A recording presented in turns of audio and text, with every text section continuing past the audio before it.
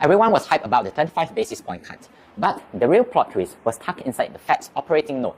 They quietly rolled out something called the Reserve Management Purchase. Basically, a plan to buy around 40 billion in T-bills every month. And before you scream, QE is back, baby! Now hold up. Powell made it crystal clear that the only goal is to keep the banking system stocked with enough reserve. Think of it like making sure an ATM has enough cash so it doesn't malfunction when people queue up to withdraw. It's maintenance, not stimulus. No one's shoving extra money into the economy. And scale matters. For the past 2.5 years, the Fed has been draining liquidity at a peak of up to 95 billion per month.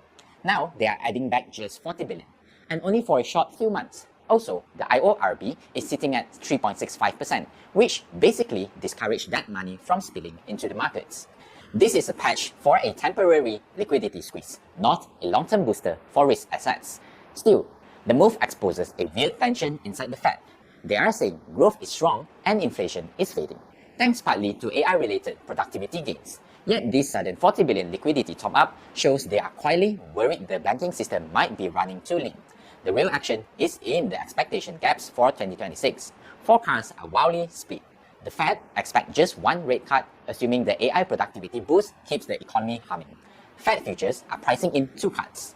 Bloomberg analyst thinks we will see 4 cuts, a full percentage point. This disagreement reflects what analysts think the Fed is missing. Payroll growth is soft and inflation has basically faded. They see a labor market that needs support, AI narrative or not, and the future markets is positioned for the Fed to blink. If analysts are right, yields have plenty of room to drop. So, the big question becomes, do you trust the Fed's AI-fueled optimism or the hard data flashing labor markets warning?